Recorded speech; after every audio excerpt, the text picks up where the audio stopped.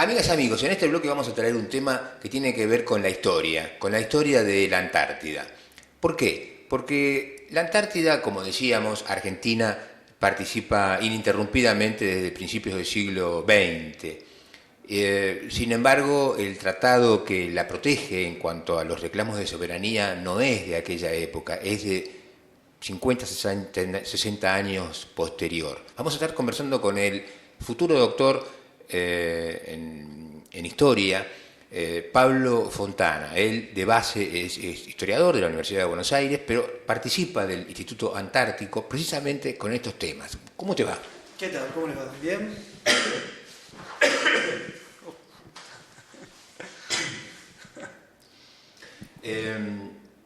Conversábamos que llevaste adelante una investigación y de esa investigación se desarrolló un libro que ha sido publicado que trata una parte de la historia argentina y Antártida, una parte de la historia caliente, y no precisamente por el cambio climático, por el aumento de la temperatura media global.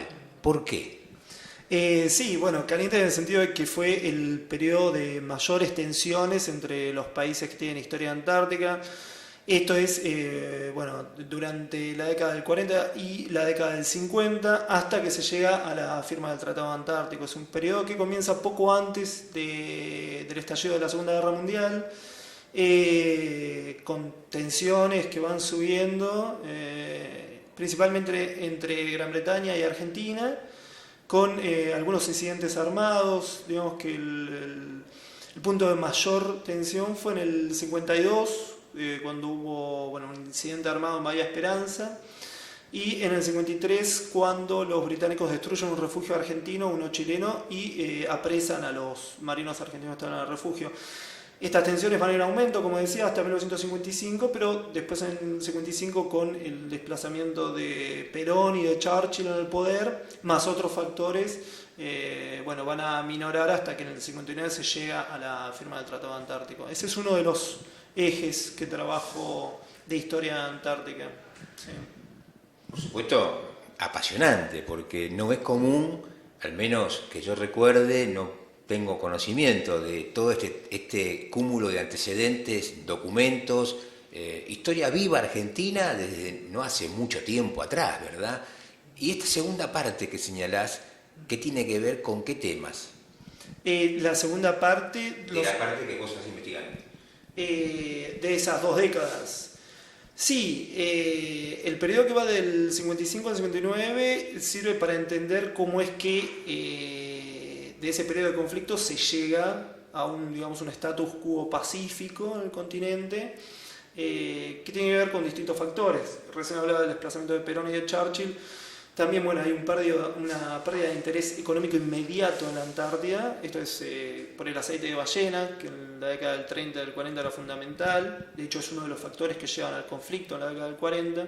Pero ya para ese momento no tiene el valor económico y estratégico que tenía 15 años antes de ese momento. También el Año Geofísico Internacional en el 57, por un lado, como dice la historia oficial, contribuyó a generar un clima de colaboración entre los científicos de distintos países, pero también brindó como una nueva imagen de lo que era la Antártida en cuanto a los recursos que se podían explotar. Hasta ese momento se creía que que no era muy complejo explotar los recursos en la Antártida, y todo el despliegue científico que hubo en el Año Geofísico Internacional lo que hizo fue mostrar que, si bien la Antártida poseía recursos, es un continente virgen en cuanto a explotación minera, explotarlos iba a ser muy costoso, y bueno, en ese momento no se lo podía hacer en el corto plazo, ¿no? Eso fue otro de los factores que contribuyó a la llegada del Tratado Antártico. También algunas propuestas de internacionalización antártica que hubo en ese momento, por ejemplo de India, lo que llevó a algunos países antárticos bueno, un poco a pensar en un tratado en el cual, bueno, ellos no perdieran frente a los otros países toda su historia antártica y los derechos que eso les otorgaba, ¿no? Sí, nos estamos refiriendo al Tratado Antártico y específicamente al artículo 4, que es el que establece una especie de congelar los reclamos de soberanía, postergarlos indefinidamente en principio. Pero bueno, por otro lado, bien usted señala que la necesidad de recursos. ¿Se permite o no se permite la explotación de minerales? O sea, la explotación económica de la Antártida en definitiva, porque sabemos que a nivel científico sí, pero ¿hay otras actividades o no se permiten actividades económicas? No, bueno, no está permitido. Hay actividades de turismo, sí, pero la explotación minera no está permitida. Hay todo un marco legal que tomó forma principalmente en la década del 80, que bueno, prohíbe justamente la explotación minera.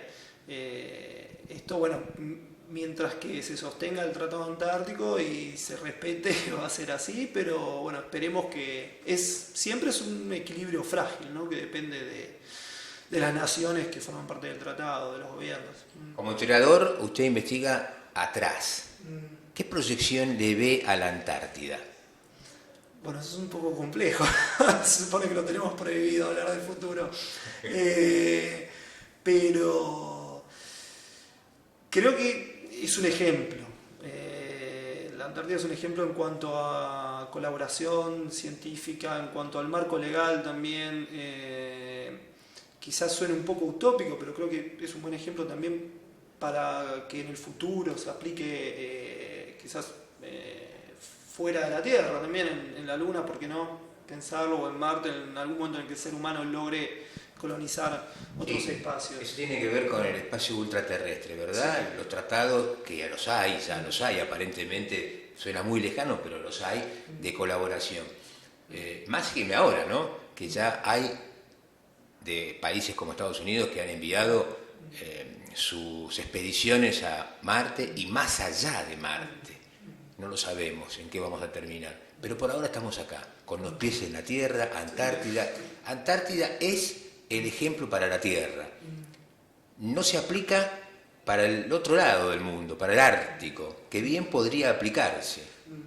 Sí, bueno, es también otra historia y otro marco geográfico, porque bueno, no tenemos continente, ¿no? Lo que estamos hablando de espacios marítimos, que si bien tienen una superficie congelada que varía en verano e invierno, ahí lo que tenemos en juego son los territorios que están por debajo del mar y los recursos que están por debajo, también como el petróleo, ¿no? Pero bueno, es una historia distinta donde el marco legal del Ártico es totalmente distinto al de la Antártida, no tiene comparación, si bien desde el punto de vista climático uno puede ver ciertas similitudes. Pero bueno, por ejemplo en la Antártida tenemos los reclamos congelados, ¿no? Entre comillas, que bueno, por lo menos las próximas décadas se cree que va a seguir así esto.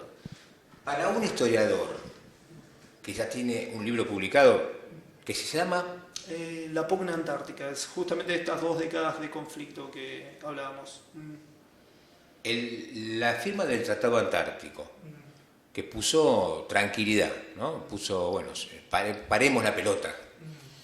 De ahí en adelante, que para un investigador, ¿no? Para un historiador, ¿le da material de estudio o es como me quedé sin lecturas, sin letra?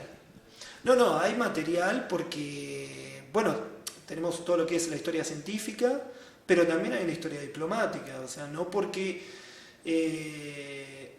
la historia de la Antártida desde que se firmó el tratado hasta hoy no es una historia homogénea ni simple, o sea, está llena de complejidades, tanto a nivel científico como a nivel de política internacional. Por ejemplo, ¿qué destacaríamos ahí?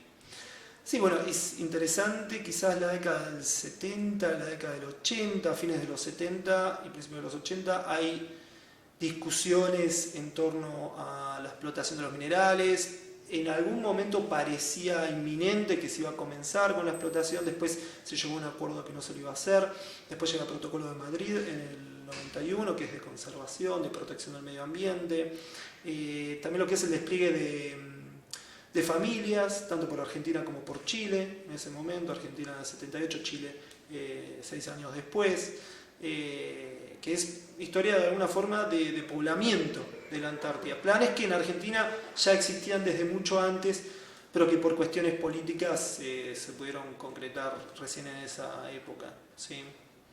Licenciado Fontana, muchas gracias por esta breve conversación con el otro medio.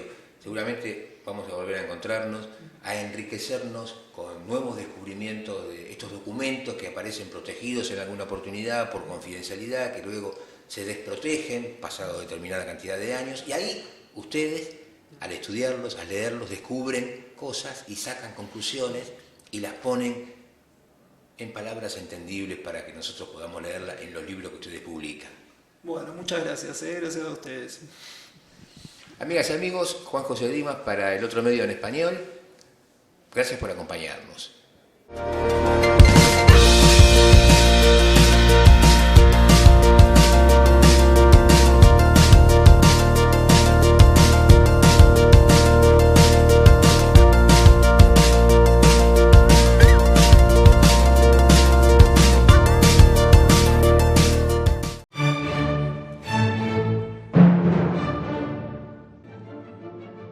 Puedes dejar tu mensaje después de la señal.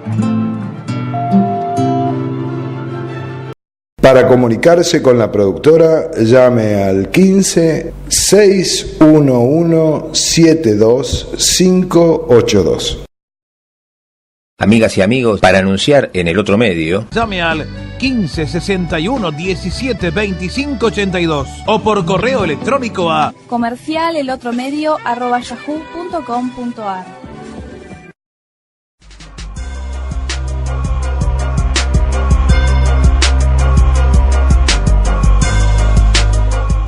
¿Necesita asesoramiento jurídico? Solicite entrevistas llamando al 15 61 17 25 82. Solicite entrevista.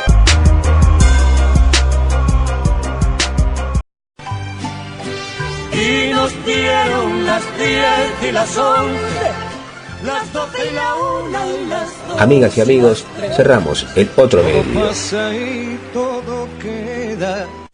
Y nada más.